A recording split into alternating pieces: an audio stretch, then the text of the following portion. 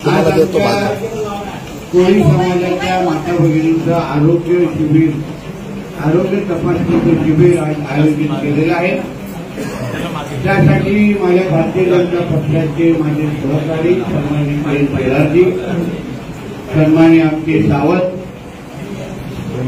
युवा मोर्चाचे या जिल्ह्याचे अध्यक्ष अर्जुन मेघे, उपस्थित असलेले भारतीय जनता पक्षाचे सर्व प्रमुख मान्यवर पदाधिकारी, उपस्थित असलेले सर्व तरुण मित्रांनो आणि आमचे पत्रकार मित्र,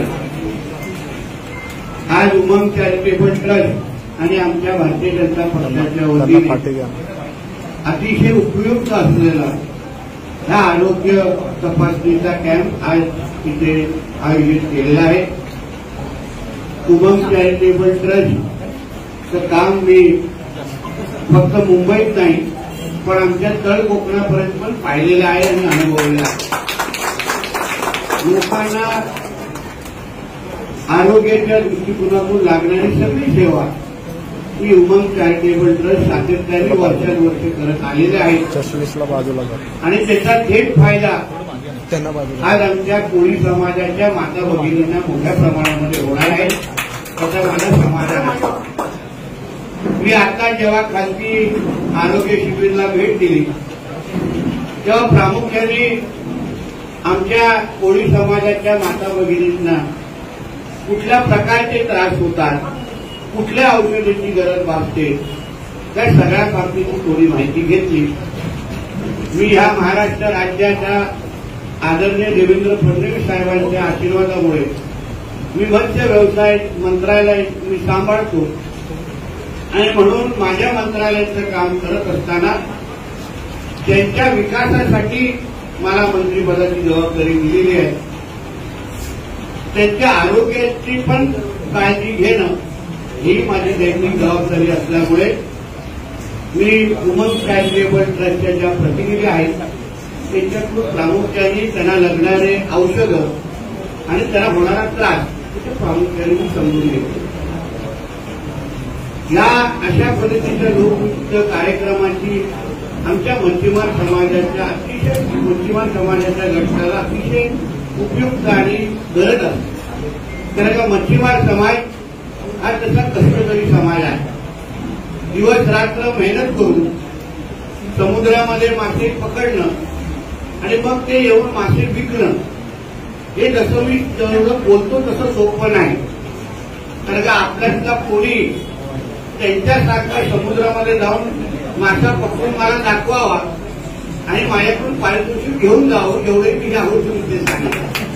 ते स्वतःच्या क्षमतेने स्वतःच्या ताकदीने जे आमचे पारंपरिक मच्छीमार असतात ते कुठल्याही आधुनिक साधन सामुग्रीचा वापर न करता मासेमारी जे करतात त्यांचं खरंच आपण ह्या निमित्ताने कौतुक करायला, स्वतःचं पोट भरण्यासाठी आपल्या स्वतःच्या आयुष्याची काळजी न घेता ते समुद्रामध्ये उतरतात।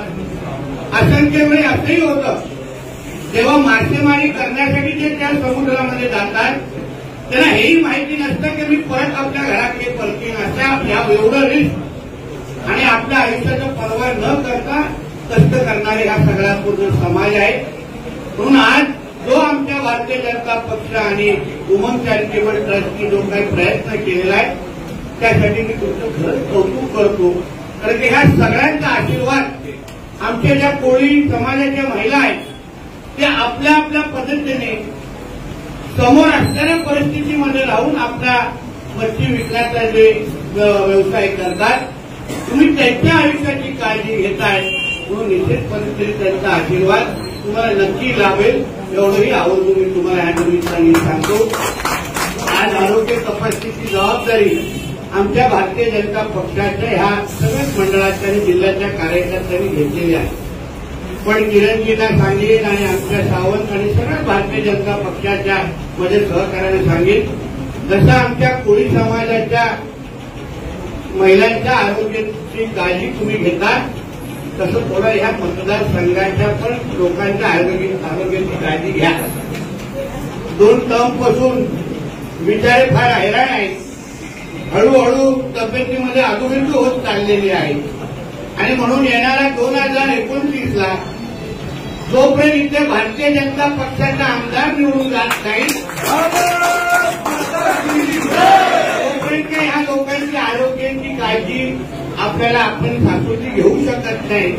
अशा पद्धतीचा निष्क्रिय आमदार या मतदारसंघाला मिळाला असल्यामुळे जसं आज आपण सगळ्या जणांनी मेहनत करून जिद्द दाखवून या कोळी समाजाच्या महिलांची आरोग्याची तपासणी केली तशी पुढची 4 वर्ष आदरणीय देवेंद्र फडणवीस साहेबांच्या नेतृत्वात आणि आदरणीय आमच्या अमित साटमजींच्या नेतृत्वात या मतदारसंघाच्या लोकांच्या मतदारांची पण आरोग्याची काळजी आणि भविष्याची काळजी घेण्याची जबाबदारी आमच्या भारतीय जनता पक्षाच्या प्रत्येक कार्यकर्त्या खांद्यावर आहे हे मी आवर्जून तुम्हाला सांगतो. आणि मग त्यासाठी मला तुम्ही कधीही बोलवा, आम्हाला गाडीतून बोलवा, बाईकवर बोलवा, कधी सांगा की बाबा सिलिंग करून उडी मारून आणि बाबा पोहत गेला याची माझी तयारी आहे. पण ह्या मतदारसंघाचा वनवास आणि जो काही शाप लागलेला आहे पेंगुईनच्या निमित्ताने तो मिटवण्याचं काम आमच्या भारतीय जनता पक्षाच्या कार्यकर्त्यांनी जिद्दीने करावं या मी थोडक्यात वाचलेला आहे. म्हणजे काट्यावर पास झालेला विद्यार्थी आहे आणि किती म्यावनाव करतो. आम्ही इथे 60च्या हजारांनी निवडून आलेले 3-3 वेळा टर्मचे आमदार आहोत आणि आज 6,000ला निवडून येतो आणि एवढं म्याव करतो, एवढं आमच्या देवेंद्रजींच्या विरोधात बोलतो.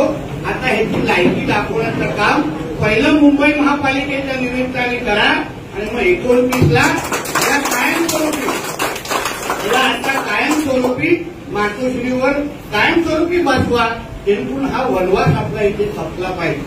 अहो विकास काय म्हणतो तेव्हा त्याचे स्वतःचे वडील 2.5 वर्ष मुख्यमंत्री होते, स्वतः कॅबिनेट मंत्री होता, तरी पण आपल्या वडिलांची परिस्थिती बदलू शकला नाही. म्हणून लवकरच या पद्धतीने आज आमच्या भारतीय जनता पक्षाच्या माध्यमातून आमचे किरण शेलार असतील आणि आमचे अन्य माझ्या महत्वाचे सहकार्यांना ज्या काही जबाबदाऱ्या देण्याचा निर्णय आमच्या देवेंद्रजींनी आणि आमच्या अमित साटमजींनी केलेला आहे. मला विश्वास आहे की ह्या मतदारसंघाचा कायापलट किंवा विकासाचा जो मार्ग आहे तो 2029च्या निमित्ताने नक्कीच सुरू होईल एवढं मी आवर्जून तुम्हाला या निमित्ताने सांगतो. आणि त्याची झलक आणि त्याचा ट्रेलर तुम्हाला ह्या मुंबई महापालिकेच्या निमित्ताने या मतदारसंघाच्या प्रत्येक वॉर्डवर भारतीय जनता पक्षाचाच नगरसेवक निवडून गेला पाहिजे. त्यासाठी तुम्ही कामाला लागा. माझं मंत्रालय जिथे जिथे तुम्हाला कामाला येईल. आता मी मत्स्य व्यवसाय मंत्री आहे.